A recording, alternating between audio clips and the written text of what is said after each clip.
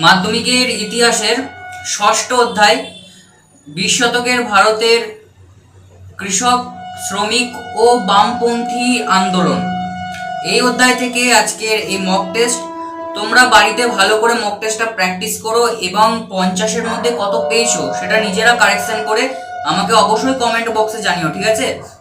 আর প্রত্যেক সপ্তাহে তো আমি মক টেস্ট দিই, সেহেতু নতুন করে কিছু বলার নেই। তো চলো মক টেস্টটা দেখে নাও। আর যারা চ্যানেলে নতুন আছো অবশ্যই চ্যানেলটিকে সাবস্ক্রাইব করে রাখো।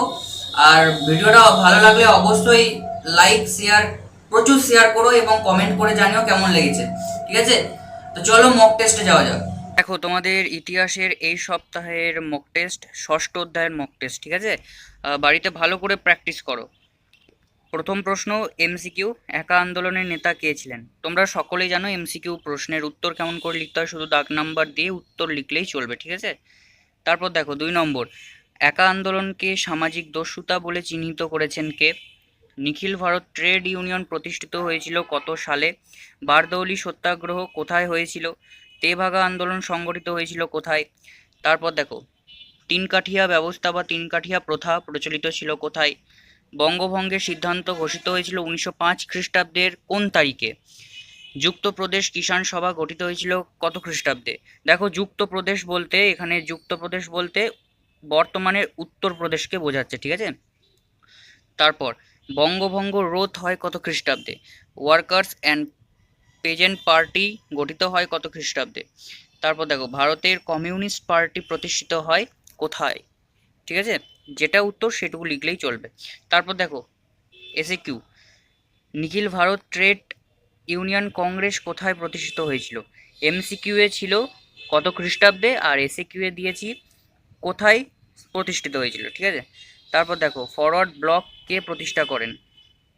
ভারতের সত্যাগ্রহ আন্দোলন সর্বপ্রথম কোথায় অনুষ্ঠিত হয়েছিল? খুব গুরুত্বপূর্ণ প্রশ্ন এই 3 নম্বরটা। তারপর দেখো, খিলাফত আন্দোলনের একজন নেতার নাম লেখো। বঙ্গভঙ্গ বিরোধী আন্দোলনে যুক্ত যে কোনো একজন নেতার নাম লেখো।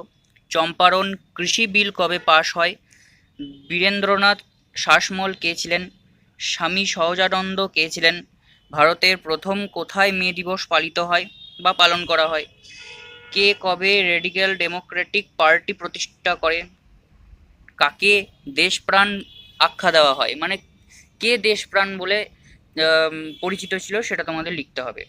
তারপর তাম্রলিপ্ত জাতীয় সরকার কবে প্রতিষ্ঠিত হয়? এই গেল তোমাদের এসএকিউ। এবার সত্য মিথ্যা। মোপলা আন্দোলন ছিল একটি শ্রমিক আন্দোলন, যদি সত্য হয় তাহলে সত্য, না হলে মিথ্যা, ঠিক আছে? মিরাট ষড়যন্ত্র মামলা মিরাট ষড়যন্ত্র মামলায় ব্রিটিশের আক্রমণের মূল লক্ষ্য ছিল ভারতের কমিউনিস্ট পার্টি। মোপলা বিদ্রোহ ক্রমে ক্রমে হিংসাত্মক হয়ে উঠেছিল। 4 নম্বর, সিপি যোশী ছিলেন একজন উল্লেখযোগ্য কংগ্রেস নেতা। 5 নম্বর, ফরওয়ার্ড ব্লক একটি বামপন্থী রাজনৈতিক দলে পরিণত হয়। এটা নিশ্চয়ই সবাই পারবে। 5 নম্বরটা খুবই সোজা, 5 নম্বরটা আশা করছি সবাই পারবে, ঠিক আছে? তো চলো এবার দেখো 2 নম্বরের প্রশ্ন। 2 নম্বরের প্রশ্নে প্রথম প্রশ্ন দেখো, তেভাগা আন্দোলনের মূল দাবি কি ছিল? কৃষক আন্দোলনে বাবা রামচন্দ্রের কিরূপ ভূমিকা ছিল? সত্যাগ্রহ কি এটা একটু ভালো করে পড়ে রেখো, এটা আসার সম্ভাবনা আছে, ঠিক আছে? খুব গুরুত্বপূর্ণ একটা প্রশ্ন। চম্পারণ সত্যাগ্রহের গুরুত্ব কি? তিন কাঠিয়া প্রথা কি? অসহযোগ আন্দোলন প্রত্যাহারের কারণ উল্লেখ করো। আর 7 নম্বর, চৌরি চৌরা ঘটনার ফলাফল কি ছিল? দেখো, এখানে মানে 5টা লিখতে বলা হয়েছে, আমি 7টা দিয়েছি, তোমাদের এক্সট্রা দিয়েছি। যদি 7টাই পারো তাহলে 7টাই লেখো, নাহলে 7টার মধ্যে যেটা যত 5 নম্বরে যত পারবে ততটাই লিখবে, ঠিক আছে? তারপর দেখো বিশ্লেষণধর্মী প্রশ্ন, মানে 4 নম্বরের প্রশ্ন, দুটো লিখতে হবে, 4টে দিয়েছি। টিকা, বারদৌলি সত্যাগ্রহ কিংবা চম্পারণ সত্যাগ্রহ দুটোর মধ্যে একটা লিখতে পারো। তারপর বঙ্গভঙ্গ বিরোধী আন্দোলনে সক্রিয়ভাবে কৃষক সমাজ যুক্ত ছিল না কেন? এটা একটু ভালো করে পড়ে রেখো। তারপর একা আন্দোলনের কারণ ও বৈশিষ্ট্য আলোচনা করো। 4 নম্বর, মিরাট ষড়যন্ত্র মামলা সম্বন্ধে একটি টিকা লেখো। তারপর বড় প্রশ্ন 8 নম্বরের প্রশ্ন, দুটো দিয়েছি, একটা তার মধ্যে একটা লিখলেই চলবে, ঠিক আছে? দেখো, প্রথমটা খুবই গুরুত্বপূর্ণ প্রশ্ন, এই প্রশ্নটার উত্তর আমার চ্যানেলে পেয়ে যাবে। 20 শতকে ভারতের কৃষক আন্দোলনের প্রসার সম্পর্কে আলোচনা করো। আর 2 নম্বর, 20 শতকের ভারতে উপনিবেশ বিরোধী আন্দোলনে বামপন্থীদের ভূমিকা আলোচনা করো। এই দুটো প্রশ্ন এই বছরের জন্য খুব গুরুত্বপূর্ণ প্রশ্ন আছে, দুটোই করে রেখো। আর প্রথম প্রশ্নটা আমার চ্যানেলে পেয়ে যাবে, আমি লিঙ্ক দিয়ে রাখবো, তোমরা সেখান থেকে দেখে নিতে পারো, ঠিক আছে?